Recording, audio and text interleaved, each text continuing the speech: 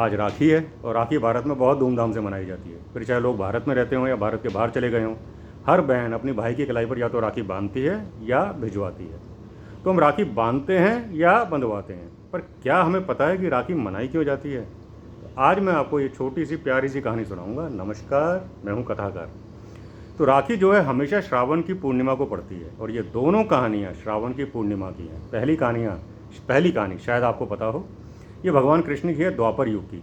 तो जब भगवान कृष्ण ने भरी सभा में शिशुपाल का वध किया था, शिशुपाल जो श्री कृष्ण की बुआ का बेटा था, अब मैं इसमें नहीं घुसूंगा कौन शिशुपाल क्यों वध किया था, that's a separate story all together.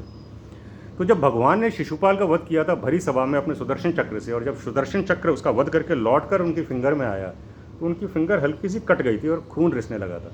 तो द्रौपदी भी सभा में थी। द्रौपदी दौड़ी और उसने अपनी साड़ी फाड़ कर कृष्ण जी की उंगली पर पट्टी बांधी थी। तो कृष्ण जी ने बोला था और वादा किया था कि मैं एक दिन इस पट्टी के एक एक धागे की कीमत चुकाऊंगा। और जब भरी सभा में, बाद में भरी सभा में जब कौरवों ने पांडवों को चीटिंग से युद्ध क्रीड़ा में, जुए में हराया और द्रौपदी को नग्न करने की कोशिश की गई, उसका चीरहरण हुआ, तो भगवान कृष्ण ने अदृश्य रूप से उसकी रक्षा की थी। तो जिस दिन शिशुपाल का वध हुआ था, जिस दिन द्रौपदी ने उनकी फिंगर पर पट्टी बांधी थी, वो श्रावण की पूर्णिमा का दिन था। वो कहते हैं इस देश की, इस संस्कार, इस कल्चर की पहली राखी थी। एक और बहुत फेमस कहानी है महाराजा बलि की, महाराजा महाबली की। महाबली जो है दैत्यों का राजा था। प्रवृत्ति उसकी देवताओं की थी, कर्म उसके देवताओं जैसे थे, पर चूंकि वो राक्षसों में पैदा हुआ था इसलिए राक्षसों का राजा था। महाबली जो है महाराज प्रहलाद का पौत्र था। महाराज प्रहलाद जिसको बचाने के लिए स्वयं विष्णु भगवान ने नरसिंह रूप धारण किया था उसके पिता हिरण्यकश्यप का वध करने के लिए। प्रहलाद का पौत्र था महाबली। उसने तीनों लोगों पर विजय पाली थी, बहुत अच्छा राजा था। और इंद्र घबरा गया था। Indra who is the god of heavens, lord of heavens, तो भागा भागा विष्णु भगवान के पास गया। तो बोला महाराज बचाइए वरना ये हम सबको निकाल देगा। विष्णु भगवान ने बोला ठीक है कुछ करते हैं। तो अब वो स्टोरी है जब उन्होंने वामन अवतार लिया था, वामन मीनिंग डॉर्फ, और वो यहाँ पर आए थे ज़मीन पर उससे वर मांगने के लिए, और उससे वर मांगा था। उन्होंने 3 पग धरती मांगी थी। तो उसने जो है उनको प्रॉमिस किया था आप जो मर्जी मांग लीजिए। पहले पग में भगवान विष्णु ने, वामन ने पहले पग में स्वर्ग नाप लिया था, आकाश नाप लिया था, दूसरे पग में धरती नाप ली थी। तीसरा बोला अब मैं तीसरा पग कहाँ रखूँ भाई, मैंने तो सब नाप लिया। तो वो उसे पता था ये विष्णु भगवान है। उसने अपना बोला महाराज आप तीसरा पर मेरे सर पर रखिए। तो उन्होंने उसके सर पर रखा और वो बहुत प्रसन्न हुए विष्णु भगवान। उन्होंने बोला मैं तुझसे बहुत प्रसन्न हूँ, मैं तुझे पाताल लोक का राजा बनाता हूँ और तू कोई वर मांग ले।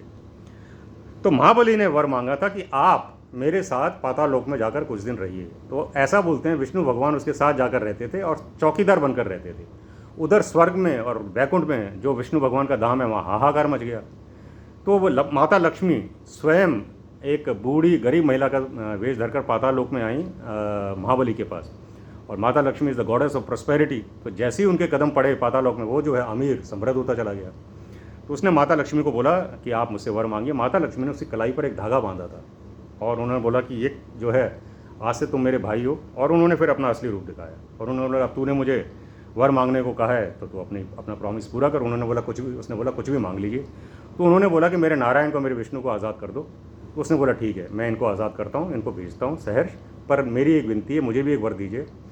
तो उसने वर मांगा था कि आप हर साल कुछ दिन विष्णु भगवान के साथ मेरे यहाँ के रहिए। तो ऐसा बोलते हैं जिस दिन ये हुआ था, जिस दिन भगवान नारायण आज़ाद हुए थे, वो श्रावण की पूर्णिमा थी। और उस दिन से धनतेरस तक, दिवाली के एक दिन पहले तक, माता लक्ष्मी और भगवान विष्णु उसके पास जाकर रहते हैं। और जिस दिन भगवान विष्णु और माता लक्ष्मी वैकुंठ पहुँचे थे उस दिन दिवाली मनाई जाती है। तो ये 2 कहानी हैं राखी की, इस परंपरा की। I hope you enjoyed. तो अगली बार मैं फिर जल्दी से हाजिर होता हूँ एक और छोटी सी प्यारी सी कहानी लेकर। तब तक have fun, take care, bye.